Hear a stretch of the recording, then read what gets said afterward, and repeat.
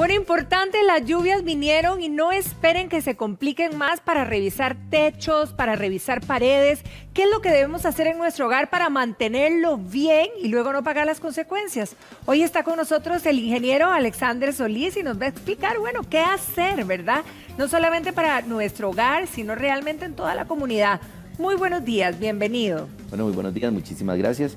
Definitivamente sí, estamos en plena época lluviosa y pues lo más normal en esta época es que si estamos en una zona propensa a inundaciones o si no damos un mantenimiento adecuado a nuestra vivienda, pues podemos enfrentar este tipo de problemas. De ahí que tomar las previsiones no solamente a nivel de nuestro hogar primariamente, sino también a nivel de nuestra comunidad, resulta de vital importancia, sobre todo para evitar tener que pasar esos sustos y esas noches incómodas y todo este tipo de situaciones que muchas veces pues también derivan en una lesión o en un riesgo para la vida. Bueno, se nos dice e informa que a partir del miércoles las lluvias van a estar más complicadas, ¿verdad? Va a ser un mayor caudal de agua que va a caer. Entonces, ¿qué tal si empezamos, por ejemplo, si hay muros, si hay tapias, qué es lo que debemos de revisar que esté en orden? Bueno, lo principal es garantizarnos de que se hayan construido en forma adecuada, ¿verdad?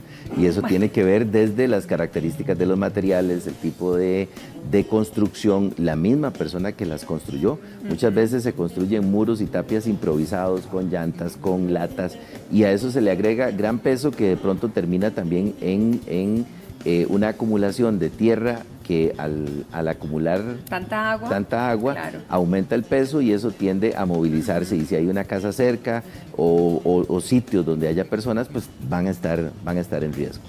Ahora, ¿qué pasa con las paredes y los techos? ¿Cómo deberían de estar? Porque incluso sin haber tanta agua de momento, ya hay paredes donde estamos notando tremenda humedad, ¿verdad? Que es parte también del clima nuestro en Costa Rica. Pero, ¿qué fijarnos específicamente como para entrarle? Bueno, aquí lo fundamental es tener claridad de dónde estamos, ¿verdad? Es decir, si estamos en una vivienda que está en una zona de fuertes pendientes, si hay laderas, si hay taludes muy altos y comenzamos a ver ese tipo de filtraciones, ese exceso de humedad, pues ya es hora de llamar a un técnico, de pedir el apoyo. Si estamos en una zona donde ya hay antecedentes de deslizamientos en fechas anteriores, pues hay que recurrir al municipio para que se haga una inspección, para que se valore cuál es el nivel de riesgo que estamos corriendo, no solamente en nuestra casa, sino también en la comunidad, y no esperar hasta que tengamos una situación de fuerte lluvia donde ya posiblemente va a ser muy tarde para tomar acciones preventivas.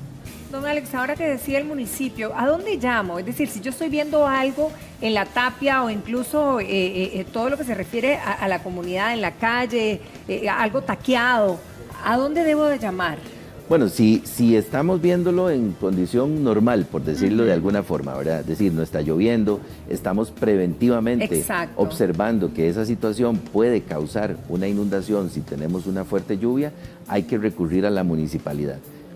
Ahí, en la misma municipalidad, está el coordinador del Comité Municipal de Emergencia, que en la mayoría de los casos es, ya sea el alcalde o la vicealcaldesa, son los coordinadores, o el vicealcalde o la alcaldesa y el vicealcalde. Usualmente, el alcalde o la alcaldesa designan a su segundo para que coordine el Comité Municipal de Emergencia, y en ese Comité Municipal de Emergencia se integran todas las instituciones locales. Entonces, ese es el mecanismo de coordinación y de reporte por excelencia para la parte preventiva. Claro. Si ya estamos, porque está lloviendo muy fuerte, si ya hay inundaciones, si las cunetas están ahogadas, hay personas en riesgo, pues lo que hay que hacer es inmediatamente llamar al sistema de emergencia 911 para que pueda ser atendido. ¿Ellos no dan asistencia en ese tipo de sucesos? Por medio de las instituciones son las que responden. Entonces, en el momento que se presenta esa situación, ese reporte de emergencia, se canaliza a través de la Comisión de Emergencia o a través de las mismas instituciones como el Cuerpo de Bomberos, la Cruz Roja, la Fuerza Pública, y el Comité Municipal de Emergencia actúa en conjuntos.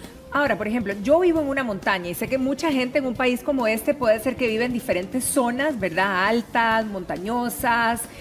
¿Hay alguna manera de ver a ojo humano, sin ningún conocimiento de este tipo o preparación, de que pueda haber un deslizamiento? Bueno, lo primero que tenemos que observar, sobre todo las personas que conocen el sitio, yo creo que esa es la fuente de información principal, ¿verdad? Quienes conocen el sitio pueden estar identificando si el terreno se movió, si bajó, si hay unos árboles, por ejemplo, que se comenzaron a inclinar, si de pronto hay árboles, sí, ¿cuántas veces se han caído también encima de una propiedad? Así es, unas corrientes de agua que están pasando por un sitio que podrían desestabilizar esa zona, Y en el caso, por ejemplo, de las estructuras, pues las podemos comenzar a observar agrietamientos, podemos comenzar a observar que una pared se desalineó, que de pronto se está torciendo una parte, que se agrietó el piso.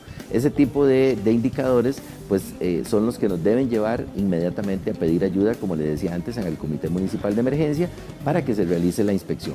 La mayor parte de las municipalidades tienen ingenieros, algunas tienen geólogos, algunas ya hoy día cuentan con un gestor de riesgos, una persona que conoce de este tipo de manejo de emergencias y de acciones preventivas que pueden ayudarles por medio del Comité Municipal de Emergencia. Estamos hablando de 89 comités municipales de emergencia que están instaurados en el país, más de 300 comités comunitarios y ahí el comercial, para que tratemos de organizarnos en nuestro barrio con un comité comunal de emergencia.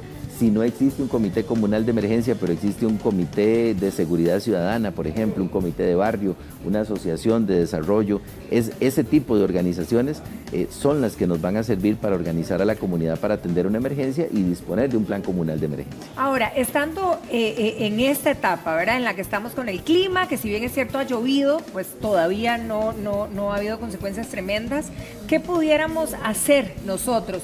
¿Cuál sería el ABC que nos pueda recomendar en casa de revisar como un plan preventivo casero? Mira, aquí lo fundamental, Patricia, es que todos en nuestro hogar tengamos un plan de emergencia. Y no tiene solamente que ver con el periodo de lluvia, tiene que ver con sismo, tiene que ver con incendios, cierto.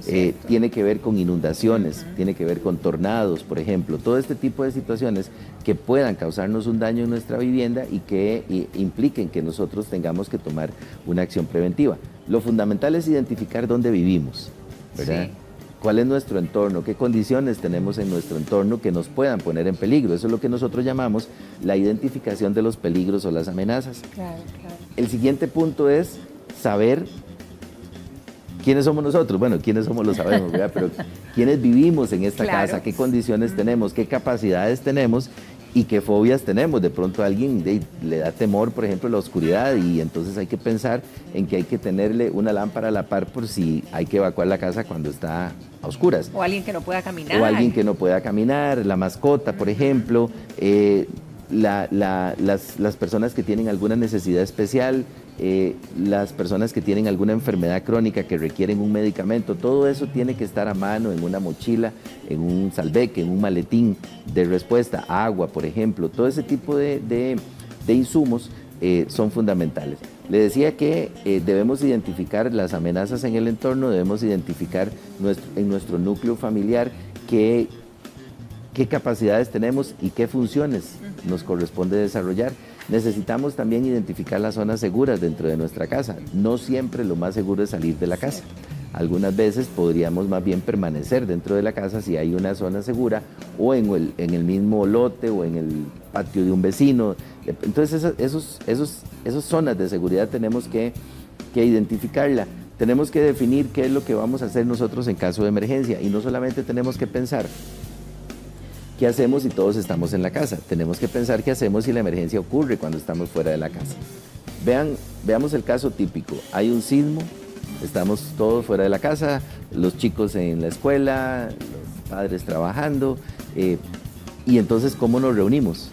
Aquí lo principal es mantener la calma, porque muchas veces nuestros hijos están más seguros en la escuela que si nosotros salimos corriendo desde donde estamos a ir a recogerlos. Vamos a generar una saturación. Entonces hay cosas que es mejor hacerlas con calma. ¿Qué es la clave aquí? Garantizarnos que en la escuela donde estén nuestros hijos, en el colegio donde estén nuestros hijos, sea un sitio seguro, ¿verdad? Y para eso tenemos que preguntar, tenemos que informarnos.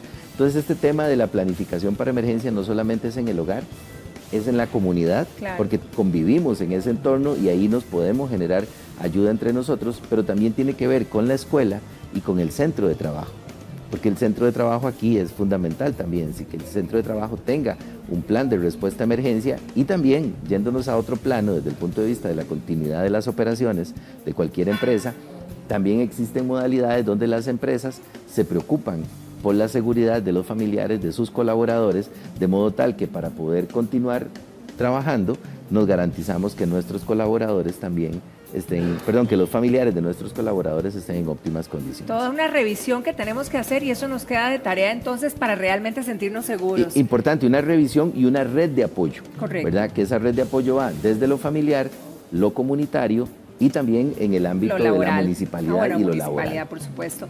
Don Alexander, como siempre es un placer tenerlo en casa y ojalá toda esta información, ¿verdad?, sirva en todos los hogares para sentirnos y estar más seguros, por supuesto. Que pase un feliz día. Gracias. Ítalo.